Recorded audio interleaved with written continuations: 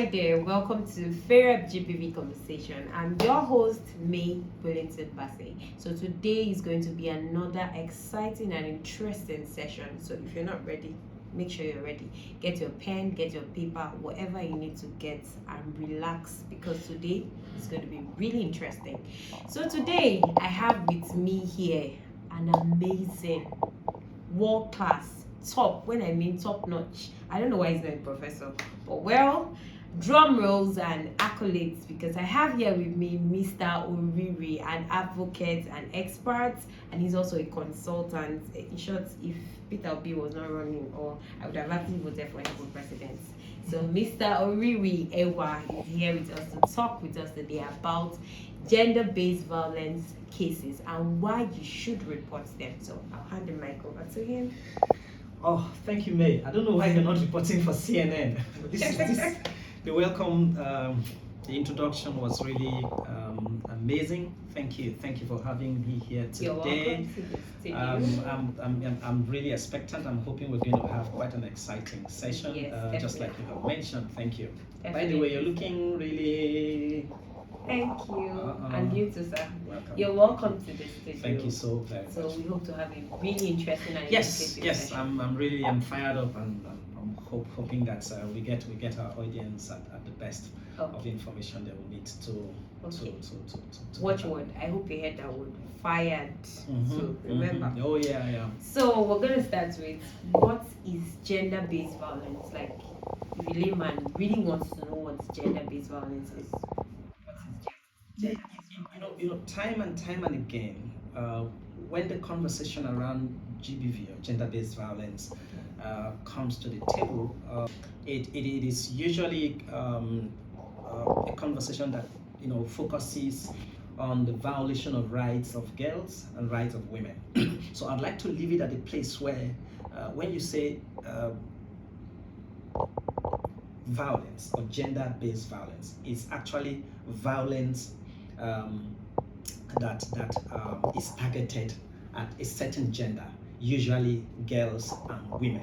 But that's not to say, or that does not rule out the fact that men are also being violated. I'm not sure that's a conversation for today. Maybe when we have the time to come back here again, we will talk about the conversation on why GBV or violence is not just what people consider it to be, where it focuses on the violation of the rights of the girls or the rights of the women, but that violence also that is meted on men can also be considered as gender-based violence. Thank you, sir. Okay, so I'm sure you heard that. So whether you're free sexual, you're gay, whatever gender, gender-based violence can happen to you. Yeah. So I like the fact that you had that feel of the free sexual, the gay, the bisexual, the transgender. I like that infusion there, because it opens up a wider conversation also for the future moving forward. Thank you. You're welcome, sir. Well, not as if I support that. Anyway, so we're going to move ahead. How? But you don't even need to support it. It's a conversation, because these people are here. They are our neighbors, they are our friends, they are colleagues in school. So I mean, the conversation must also reflect what their feelings, their aspirations, and what their social expectations are. So yes, it's part of the conversation. So how, where, and when do people report these cases of gender-based violence? Okay, so those are three questions: how, when, and where. I think we should turn it around. Let's take the one in the middle, when. Let's start from when. When should people report violence? So you need the understanding that says I have been violated. Sure. All right, and like I said in that very short introduction, when someone steps on your right, when someone disregards your consent and abuses you, at that point, then you have a case to make. But usually, the problem, and I'm sure our audience understand, the problem is not just about the reporting. The problem is that when you report, it becomes a case, and in making that case a justifiable case, you need something in law. I'm not a lawyer, but in law, what you need is evidence, proof. So most times when people at the when of reporting, at the time of reporting, the case already does not even have evidence. Okay, so even as advocates, as people, as interventionists, as people who should speak for these people who have this case, at the time when they are reporting, there's no evidence. A girl who says she was just raped, for example, takes her bath, goes to her house. Let's say the rape didn't happen in her house, for example. Then she leaves the place where the incident happened. She gets on a bus or a taxi, goes to her house, takes a bath, dresses up in some near Christmas clothes, and then heads to FEREP's facility or heads to a nearby police station to report that case. That case died from the time she left her house because there is no evidence. So when to report? As a matter of fact, for me, reporting does not start at the place where you're going to. Reporting starts from the scene where the incident happened. If you have any proof, anything around you, from the tearing of clothes to blood stains to injuries to scratches on your skin, all of that, all of those small components they make up evidence. Now, one of the good things that technology has done for us today, and I hope I'm not taking too much of the time talking, one of the beautiful things that technology has done for us today is that right at the place, at the scene of this incident, if you can find a phone, a cell phone, even if it is not an Android phone, even the non-Android phones that have cameras on them, you can take a picture that can be transferred using a Bluetooth facility, because most of the phones that are non-Android, they still have Bluetooth facilities. So the moment you have something to show that this happened, the next stage that we can also help do is to now begin to do the clinical aspect of it, where you now need to go and do medical testing and in the hospital and all of that to back up that pictorial evidence or picture-based evidence that you have. But there must be something to prove. There must be something to start that case. That's the point where you start the reporting of that case. That's the where to start, or the when to start making a case for whatever violation you think someone of your right, you think someone has actually meted. Thank you, sir. Or committed, yes. That was really vast. I'm sure that should actually be a topic for another day, because I agree. Really I vast. agree. Okay, so I want to ask, how does this affect the victims, or I like to call them survivors? Like you said in the last subtopic of conversation, this particular aspect of this conversation, when it has to do with gender-based violence, this particular question you just asked now, how does it affect the survivors, is a conversation that has been from a long time coming. But let's do a scratch on the surface of this conversation just a little bit.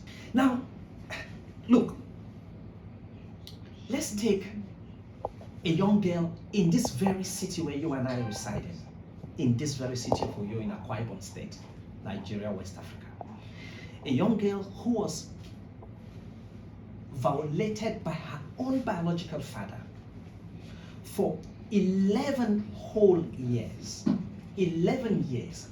Her father took advantage of her ignorance and everything and violated this girl for 11 years. Now, within the period, this girl got to realize that there was a violation. She got to understand that her father, her biological father, wasn't supposed to be taking advantage of her. But because of certain circumstances surrounding it, she couldn't report. Now, this young girl I'm talking about today is in, I think as at the last I checked, she was already 39. This young girl has gone through primary. She's been privileged to go through secondary and university. She even works in one of the very known hospitals in town. But can I tell you something? She is finding it very difficult this is an experience that started at age 6, and then it stopped somewhere about age 17. So about 11 years of that experience. Now, 35 minus 17, what does it give to you? So she's been through all of that, and even at 39 minus 17. Now, even at 39, she is finding it difficult to get married. She sees every man as an abuser. Every man, I tell you sincerely, every man, including someone like me, who is speaking with her at the level of counseling, she considers me a potential abuser. Why? Because she believes, and if you sit with this young lady to hold a conversation, you'll be shocked. She believes that if a biological father can abuse his own biological daughter, then what does it take for a non-biological like me, who is just a counselor? Why do I want her to believe that I am not an abuser? So it takes a lot to get, it's going to take a lot, as a matter of fact, to get this young lady out of this mess, out of that place. It's going to take a lot. So the damage that is created when especially parents or people who are handed the trust of a young girl, when a young girl hands you her trust and you abuse or betray, let me use the word betray, you betray that trust at the place of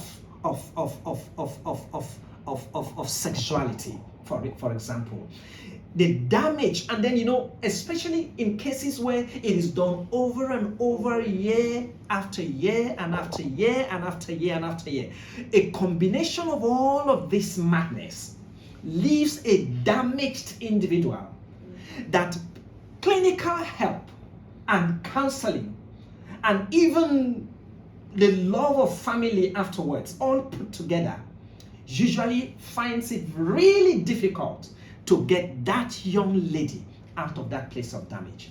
Now, as beautiful as this young lady I'm talking about is, with a fantastic career in her hands, at 39, she's still finding it difficult to accept a man, then to start thinking of raising her own family. Now, that is just one case among several other of such cases. Is it the case that I know in Port Harcourt? If I take you through all of these cases like this, my dear May, you will understand that the effect, the short term, the medium term, and the long term effect of abuse or violation, whether it is in the place of incest or rape, as the case may be, that their long term effects just mind disturbing. To you listening there, I mean, if it is this way for me that is in the studio, you should know that these things affect you emotionally, psychologically, and mentally. And trust me, your mental health is really important. So, Mr. Uri, I would like you to, what are the words of comfort? What is the advice, of course, because I know you can't tell people, what's the advice you can give to people who are already affected and can't break this silence because of, I'm protecting my social life, or I'm protecting the shame I might get when I get married, or something. Okay, so thank you very much, May. So the first thing our audience, everyone needs to know, and that includes you, me, and the people we are interacting with, the first thing everyone needs to know is that help is available. Help is available. And I think if there is anything else I was going to say, is that help is available, and that help that is available is also reliant, that help depends a lot in your ability to mop up all of the courage you need to say to yourself, I am bigger than this mess. I have the right to speak up. I have the right to talk to someone, because you mentioned mental health, the cases of mental health, the cases of depression. I was reading a report recently put together by some institute in the United States of America, and it's scary, the amount of people that are going to go into suicide as a result of depression and mental health cases and all of that. So people need to know, if you've suffered an abuse in the past, the first thing I want to say to you today is that help is available. And if help is available in places like FEREP. As a matter of fact, help is available in FEREP. If you walk into FEREP today is the 12th or the 13th of July 2023. If you walk into FEREP today, you will find help. I'm sure that as this conversation is going on, I'm sure there are telephone numbers that are rolling on the screen. So take those numbers. Call the contact center in FEREP. You get to speak to someone.